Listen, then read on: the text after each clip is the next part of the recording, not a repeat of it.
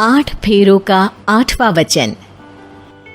स्वाति ने इसी साल शहर के कॉलेज से पढ़ाई पूरी की है और अब उसके लिए जगह जगह से रिश्ते आने लगे हैं। स्वाति से ज्यादा उसके रिश्तेदारों को उसकी शादी की चिंता है, इसीलिए जो भी स्वाति के घर आता वो किसी नए लड़के की खबर जरूर ले आता। अरे दीदी, ये फोटो देख के बताओ कैसा है। राहुल नाम है लड़के का, मेरी सहेली की बहन का बेटा है। अपनी स्वाति के साथ एकदम प्यारी जोड़ी लगेगी इसकी। जरा दिखाना, फोटो तो बढ़िया लग रहा है। कोई गलत आदत वादत तो नहीं है ना इसे? और कमाता कितना है? अरे कोई गलत आदत नहीं है दीदी, आप कहो तो एक मीटिंग करवा देती हूँ, फिर सब कुछ फाइनल कर लेना। हाँ, ये सही कह रही हो तुम। संडे को स्वाति के पापा भी घर पे ही रहेंगे।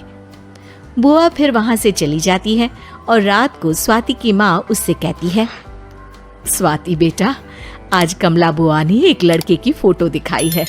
संडे को वो लोग मिलने आ रहे हैं, तैयार हो ना तुम बेटा? अरे मम्मी, आप कहाँ कमला बुआ के चक्कर में आ जाती हो? अभी इतनी जल्दी कोई शादी वादी नहीं करनी है मुझे। अरे बेटा, अच्छा लड़का है, बुआ जानती है उसे अच्छे से। हाँ स्वाति बेटा, एक बार मिल तो लो, बाद में देखेंगे आगे क्या करना है। वैसे तो कमला रिश्ता लाई है तो मना करने का तो कोई सवाल ही नहीं उठता। संडे की सुबह होती है और कमला बुआ राहुल और उसके मम्मी पापा को लेकर स्वाति के घर आती है। अरे आइए आइए भाभी, इसे अपना ही घर समझिए। इनसे मिलिए, ये मेरे भैया और ये मेरी भाभी हैं। नमस्ते भाभी जी, ये है हमारा लड़का राहुल, सरकारी नौकरी की तैयारी कर रहा है ये। वैसे आपकी बेटी कहाँ है? अरे स्वाति बेटा, बाहर आ जाओ। वैसे कितनी पढ़ाई की है स्वाति ने? जी, पोस्ट ग्रेजुएट है हमारी बेटी साइंस में। ये सब तो ठीक है, पर घर संभालना जानती है या नहीं? हमें कौन सी इससे नौकरी करवानी है, नौकरी तो मेरा बेटा करेगा ही। पर मैंने इतनी पढ़ाई की है और आप चाहती हैं कि मैं घर पर ही बैठी रहूं? अरे स्वाति बेटा, ये बड़ों की बात में तुम कहाँ बोल पड़ी? हम सब देख लेंगे क्या करना है क्या नहीं। हम तो इसी बात पर विश्वास करते हैं कि घर के लड़के घर में ही रहे तो ज्यादा अच्छा रहता है। वरना भाई साहब, आप तो आजकल के हाल जानते ही हैं, कितनी घटनाएं होने लगी हैं औरतों के खिलाफ। स्वाति बेटा, रसोई का काम तो पूरा जानती हो ना? शादी के बाद तुम्हें ही संभालना है वो सब। अरे बहुत अच्छा खाना बनाती है ये, आप सब लोग इसकी तारीफ करते नहीं थकेंगे। लो भाई, हो गई मीटिंग, अब शादी की तारीख फाइनल कर लेते हैं। क्यों भैया? भाई, हम तो पंडित जी से चर्चा करने के बाद ही तारीख फाइनल करेंगे। सालों से हम उनकी बातें मानते हुए आ रहे हैं। लड़के वाले और कमला बुआ की बातें सुनकर स्वाति एकदम नाराज हो जाती है और उसे लगने लगता है कि शादी के बाद उसे घर पर ही बैठना पड़ेगा। लेकिन घर वालों के आगे उसकी एक नहीं चलती और उसे शादी के लिए हाँ कहना पड़ता है।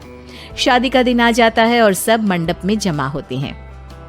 अब फेरों का समय हो गया है, अब कन्या अपने वर से 7 वचन मांगेगी। आप किसी धार्मिक आयोजन में जाएं तो मुझे भी ले जाएंगे। आप मेरे माता पिता का भी बराबरी से सम्मान करेंगे, हमेशा मेरा साथ निभाएंगे।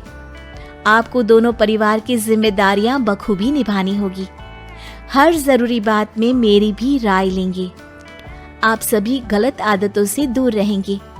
आप मेरे अलावा किसी और औरत से कोई गलत संबंध नहीं बांधेंगे। ये 7 वचन पूरे हुए, वर क्या तुम्हें ये सारे वचन मंजूर है? जी हाँ पंडित जी, मैं सारे वचन अच्छी तरीके से निभाऊंगा। अरे वाह वाह, बढ़िया तरीके से सब काम संपन्न हो गया। तो इसी के साथ विवाह संपन्न हुआ और आज से ये दोनों पति पत्नी हुए। 1 मिनट पंडित जी, अभी एक वचन लेना बाकी है। अब कौन सा वचन है बेटा? मैं अब हमेशा के लिए किसी दूसरे घर में जाने वाली हूँ, तो पति के अलावा मैं अपने सास ससुर से भी एक वचन लेना चाहूंगी। अब कहो बेटी। मैं ये चाहती हूँ कि मुझ पर किसी बात की कोई पाबंदी नहीं लगाई जाएगी। मुझे सब कुछ करने की आजादी होगी और मैं भी विश्वास दिलाती हूँ कि मैं एक अच्छी बहू बन के दिखाऊंगी। स्वाति की बात सुनकर उसके सास ससुर एकदम चौंक जाते हैं और कुछ बोल नहीं पाते कि उतने में कमला बुआ बोल पड़ती है। अरे बेटा, ये भी कोई कहने की बात है? रानी बन के रहोगी तुम तो। वचन देने से पहले सोच लीजिए, क्योंकि शास्त्रों में वचन ना निभाने वालों के लिए नरक से भी बदतर सजा लिखी है। स्वाति की चालाकी से वहां मौजूद सब लोग प्रभावित हो जाते हैं और लोगों में बदनामी ना हो जाए, इस कारण स्वाति के सास ससुर को उसे वचन देना पड़ता है। और कैसी अपशकुन वाली बातें कर रहे हैं आप पंडित जी? हमें मंजूर है बेटा तुम्हारी शर्त। स्वाति अपनी समझदारी से अपनी बात अपने ससुराल वालों से मनवा लेती है और खुशी खुशी राहुल से शादी कर लेती है। अब से हर शादी में मैं खुद 8 वचन दिलवाऊंगा। ओम मंगलम मंगलम मंगलम।